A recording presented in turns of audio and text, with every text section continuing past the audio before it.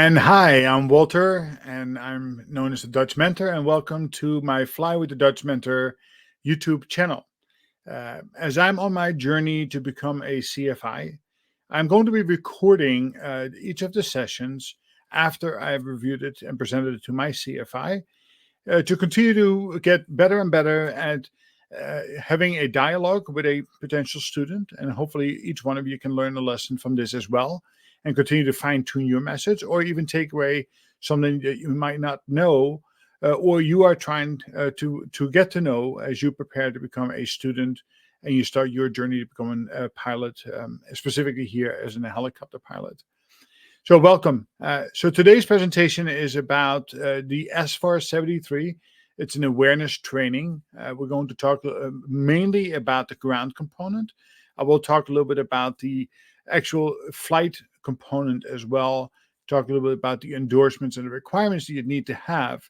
But the takeaway today is to say, listen, I have been exposed to and received the training necessary to be able to touch the controls of a Robinson 44 or Robinson 22 helicopter. So what is SFAR 73? Well, it is a federal regulation, so it's a federal mandate that you must comply with before you touch the controls of a helicopter. So even in an introductory flight, when you come into an organization and that might only last 15, 20, 30 minutes, you have to go through an awareness training. So albeit a short one, initially 5 or 10 minutes, and it should be followed up once you become a student with a longer presentation, which has a ground and an air component to it. So what can you expect? In our overview today, we're going to talk about the SFAR 73 applicability. Why are we doing this? How was it all started? What is the required training component both on the ground? What is the aeronautical experience component that is relevant to when and how often you need to get recurrent training? And then we'll talk a little bit about the endorsement for both the student and the endorsement necessary for the CFI. So what is SFAR 73 and why was it created? Well, so even though it says here Robinson 44, really it comes back down to it that the Robinson 22, a very popular two-seat helicopter that was doing lots and lots of flight training, a lot of flight hours in the early 80s and 90s.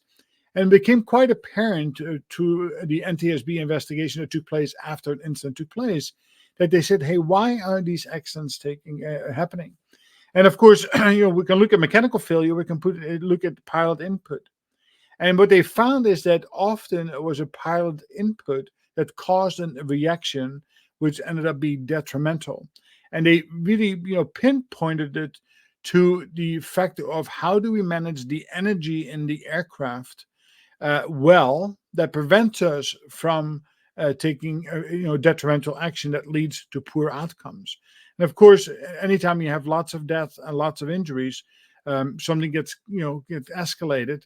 This is not necessarily what Robinson wanted, but this is what the federal government mandated. So they came together and they have designed this SFAR 73 and is now including both the 22 and the 44 helicopter, and it became a regulation on February 23rd of 1995. So it's been around for a while. The good news is that because of this training is taking place and the recurrent training is taking place, the number of accidents that are happening related to pilot error or pilot input has significantly reduced. So if anything can be said, this is one federal regulation that has saved life for sure. So what does it do? It mandates that before you touch the control of an aircraft, in helicopter, and Robinson specifically, you have to go through an awareness training. Again, a little shorter as an introductory flight, but then a full ground and air training component to get an endorsement before you're allowed to act as a pilot in command of an aircraft. It also says that if you don't have enough hours, and that hours is 200, you need to go for an annual review versus a biannual flight review, and which includes the SFAR 73 component to that.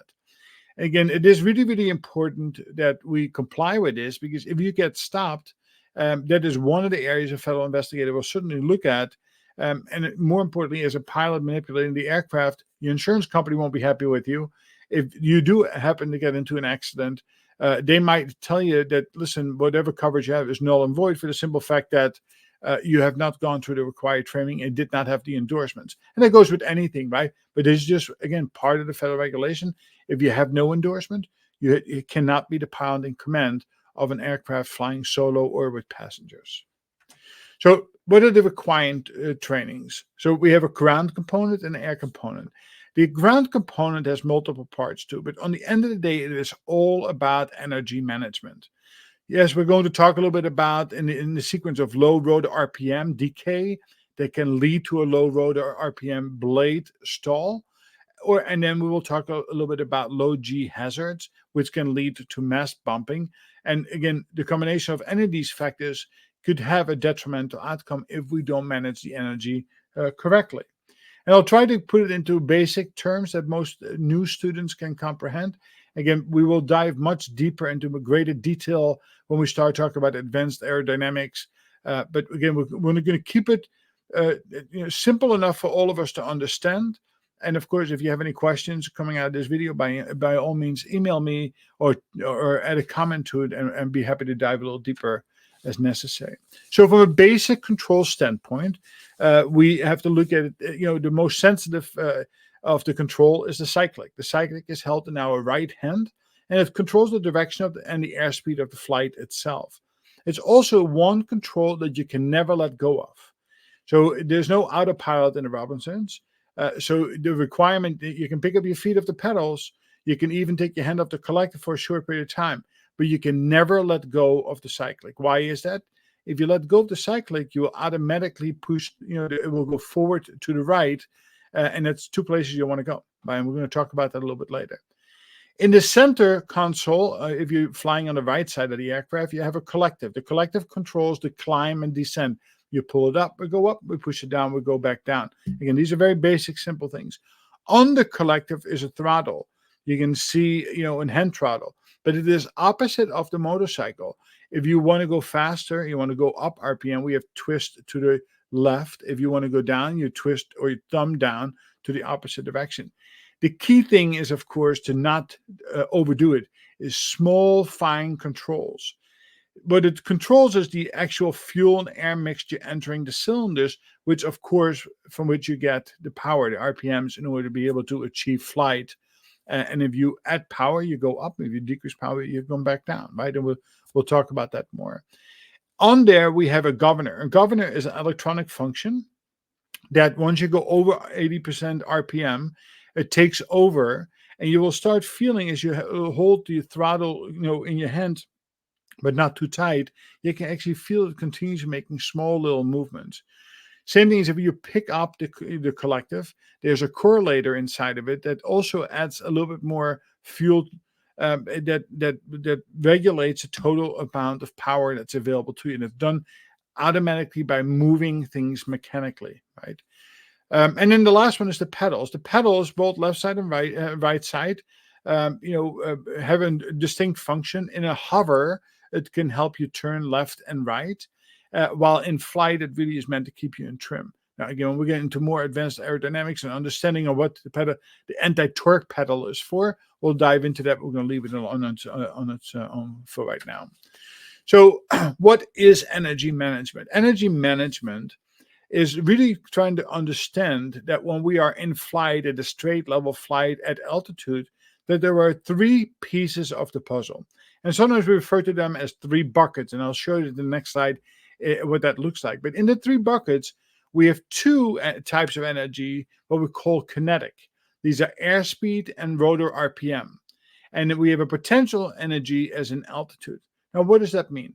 When I'm flying straight and level at a certain altitude itself, I need the rotor RPM, how fast the rotor is spinning, needs to be equal to the weight of the aircraft, right? If I'm flying level, I need to generate enough lift for the helicopter to stay exactly where it is. If those rotors slow down, I will start sinking. I'll lose lift, right? Because you can manipulate it to some extent, but again, that is one way of looking at it. The other thing is that when we go forward, as we go through the air itself, the wind, the relative wind to in relation to the rotor itself, helps with lift as well. It also gives us, in a normal situation, we pull air from the top down. But if we lose power, in other words, we lose an engine, actually the air will go from the bottom up, which can help us as we're losing the altitude, the potential stored energy. It can help maintaining the rotor RPM necessary to be able to have a safe descent all the way to the ground. So you have to think about it this way. One, we have our airspeed and we have rotor RPM and we have altitude. But if we lose altitude, we cannot get it back. So if you don't have power to give or power to make, once you give it up, you can't get it back. Now, if we lose RPMs to a certain point, we can get it back by trading it off in altitude. So if we go fast or go down, we can pick up RPMs again, right? So we have to think about these things as trading things off, but not indefinitely, right? When we run out of altitude, and you're not in a good configuration to be able to bleed it off last minute by flaring and maintaining the rotor RPM to be able to settle down, we can cause a crash. So I think sometimes the best way to look at it this way: if you take a spring of any kind and you pinch it together, now that spring, when you have it pinched, is not doing anything, but there is stored energy. You know that once you let go of the spring, it will jump out. Right? That is the stored energy now being used up. But once it is used up, it is gone. That spring will never go back to a compressed state unless you do something to it. Well, that's no different as we have to manage our energy here. Once we lose altitude, we're not going to get it back.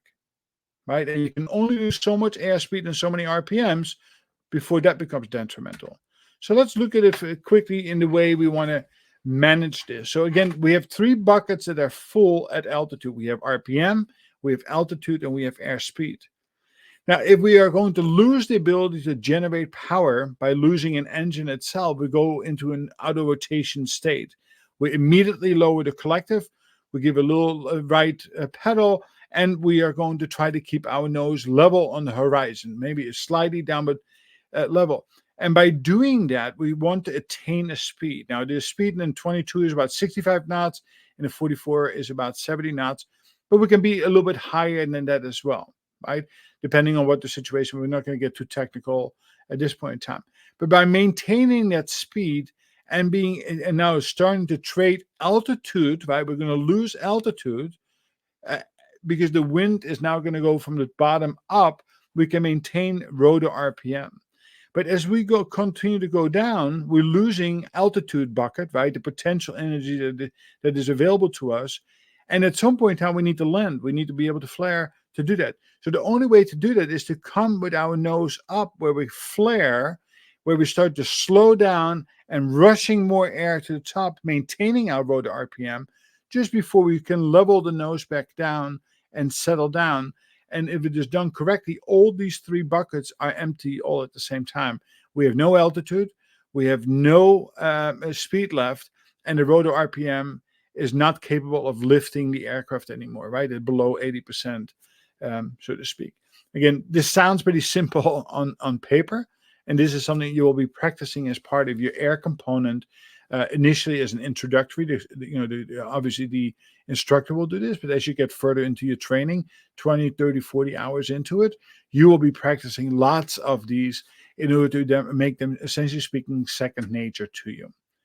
So the second component, that is the low rotor RPM decay. So in your panel, on the top right-hand corner, you will always see the rotor and engine RPM, two needles. And right now in the figure over here, obviously the engine is off because the needles are down. But normally speaking, the engine needles will be matching on top, on the engine and the rotor. And the engine RPM can fluctuate a little bit depending on what it is you're asking it to do. And the rotor RPM will try to match that at all times. Now, if we are doing something like manipulating something, like picking up the collector by increasing the pitch of the blades on top that are spinning real fast, it increases drag. It could potentially slow down how many rotations we are making, and that can drop down to below 97%. We can have a mechanical issue by losing what we call the governor that is an electronic function of maintaining, we can lose that. Or we can overgrip by preventing the governor from doing its job and causing a low RPM. So there are multiple different ways to do that. The key to it is for us to understand that we can see it by looking at the gauges, we can listen to it, listening to the horn that is taking place, and we can feel it when there is a left yaw, when the power changes and we have a left yaw that takes place at the same time. Again, the key to a low rotor RPM decay is to pick it up as soon as possible and know that the recovery of that is lower the collective and roll on gently. And we will practice that in flight multiple times, and your instructor will try to surprise you. Now, initially, it's going to be picked up when the low RPM horn goes off. But as you get more and more advanced and you get more feeling of the aircraft, you can hear and feel the difference before even the horn goes off. So you can lower the collective and roll on the throttle and fly it, for essentially speaking, without the governor, if you have a governor failure or you turn it off at that point in time. So again, early recognition through looking, listening, and feeling, lowering the collective and rolling the throttle on is the remedy to the particular problem. Now, if for some reason you are not paying attention, or there are some circumstances that causes you to make really abrupt movements that causes the slowdown of the RPM, the rotor RPM below 80% or 80% plus 1% for every 1,000 feet of elevation. So it changes it a little bit based on density altitude, by what it feels like to fly, not with the actual height. You can cause a blade stall that is unrecoverable. So if you're at 500 feet and you have a blade stall, that you're a goner. You'll be falling almost like a rock out of the sky with very limited opportunity to be able to correct and hope and pray an angel will pick you up at the bottom before you crash, right? So it is really important that we don't pull more power than necessary. So in other words, when we increase the blade angle, when we want to go up, if we overdo it, we go past that, what we call a critical angle of attack, and the drag becomes too much, and we start stalling the blade. Now it goes too slow to generate lift, and we lose lift itself. That's when we are getting into real troubles, right? Again, to recognize that even before you get anywhere to 80%, would be low in the collective and rolling on the throttle. You want to stay away from this. This is deadly stuff. And that's part of the reason why the SFAR 73 came into play, that we cannot simulate this. Right? We can simulate the low RPM at 97%, but you don't want to go anywhere near the 80% plus 1% per 1,000 feet because, God forbid you can't recover from it. You'll be going down like a rock. Right? But you need to know and understand why it happens and what it is that you can potentially do. And just think about the psychology behind it. When you are dropping, when you're losing lift and your blades are starting to slow down and they're starting to what we call cone up because they're trying to still generate lift, the first thing you want to do is pull the collective because the collective up makes you go up, but it only would worsen the situation. Again, by talking about these things and by understanding and training your brain that if there's a low rotor RPM, you want a collective down, roll throttle on, that is the remedy as early as possible. When it gets to this point in time, it very well can be deadly. So with that said, we want to go into the next phase of that is what we call a low G detail, situation. And again, it's no different than when you're sitting in that roller coaster and you're going up the hill and you feel all nervous and whatever. You get to the top, and always you go over the top and you feel light in the seat. Well, we can create that really in two ways in an aircraft as well. Now, the Robinson helicopter is especially vulnerable for this, for the simple fact that it is not made for those types of Gs. And two, that the rotor head is underslung, making it even more vulnerable to mast bumping. And we'll get to that in a second. So we need to understand there's two ways of doing this. It's either due to pilot error or pilot control by taking this cyclic and pushing it forward. I mean, 2, 3, 4 inches forward, nose diving into the valley, or nose diving to pick up more speed. Now, especially people like myself who were fixed wing pilots first and then went to rotor wing, you have to be cautious because you can push the yoke forward in an airplane without any consequences. While if you do the same action in an aircraft like in Robinson 22 and 44, it can become detrimental very quickly. So pilot control, everything is done with ease, millimeters, centimeters, up, left, right, forward, backwards, but no more than that. So staying in control is key. The second thing is when you have environmental factors like strong downdrafts or turbulence, which is outside of the pilot's control to some extent, you can accidentally get into a low G situation. So how to avoid these, right? A, make sure that you only fly as fast as you need to. The faster you go, the more trouble you can get into very quickly, right? So especially when you see that there's environmental factors into play, slow down, right? Before you go flying, understand what weather conditions are out there, and is there a potential for wind shear or severe turbulence or high winds, or will you be flying over mountaintops, right? Whenever you have these things into play, you might have to make a decision not to go. Or if you go and you run into these types of problems, you might have to make the decision, I'm much better off landing here and staying on the ground and waiting for the weather to pass and then continue flight than pushing forward and potentially get into the issue of a low G situation. So a low G is anything less than a 1 G force, gravitational pull, right? So, and how do we know this? Because we're getting light in the seat. When we normally feel our butt in the seat, right? If you go over top of the hill and you go down, you feel light. Well, what happens in that is that the dynamics of how the aircraft flies changes so very rapidly. And that is one thing that we need to keep in mind, is that during normal flight, right, the rotor blades hold the weight of the fuselage. So the rotors generate enough lift to keep the fuselage in one place, right? Up, down, sideways, left, right. So when we are doing it a low flight, both the rotor and the fuselage start acting separately from each other. And that's where the danger starts taking place, especially if you don't recognize and recover from that in an appropriate way. So how do you recognize it? Is again that weightless feeling in the seat itself, like when you're on the top of the roller coaster type feeling. Right? You just go over top, you get that little empty feeling in your stomach, right? The tickling, I suppose. Well, the only way to recover from that is gentle aft pressure, so gentle cycling towards your belly in order to reload the rotor system and have the fuselage and the rotor back in unison itself.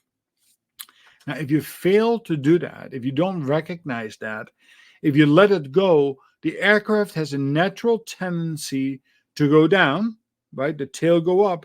And because the way the center of gravity is above the fuselage, you have a tendency to roll to the left, to the right as well. Now, psychologically speaking, what do we do when we are rolling to the right? Well, we want to correct by going to the left, right, to counteract that. And that's where the problem comes in, because the rotor blade and the fuselage are not in unison. If you make that correction and you make it fast, you can actually cause the rotor head to bump against the mast, where that's a stick coming out on top where the rotor blades are attached to. When that happens, you can actually shear it off. Obviously, if it shears off, that's a deadly event. Another thing that could happen if we roll first before we reload the system itself, we can potentially cause our main rotor to cut off the tail, and that too can lead to detrimental outcome, right? So the key thing is to avoid any excessive or rapid manipulation of the cyclic itself. So don't do anything fast. Avoid getting into the condition by not flying too fast or fly into weather that is conducive to these types of things, either over the top of the mountain or in turbulent conditions, right? And to recover from that is to not correct the roll first, but rather load the rotor system first by gentle aft pressure. Then you can correct if necessary, right? So it's reloading before correcting roll. It's counterintuitive when you're flying, probably, but it's really, really important to your survival, so you do not cause any mast bumping. Now, a student pilot will need to have an endorsement from the instructor that goes into their logbook, certifying that they have gone through this particular training. So the ground component and the flight component itself. So what are you going to do while flying? Again, in the flight, you will be going to an advanced training in auto rotation. What does that mean? You will get exposed by the instructor showing you what to do in case an engine quits during flight itself. And it will take more hours than the first couple hours for you to actually be at the controls and do these things. But you'll get at least see one and maybe even follow one along in order to get a sense of what that is like.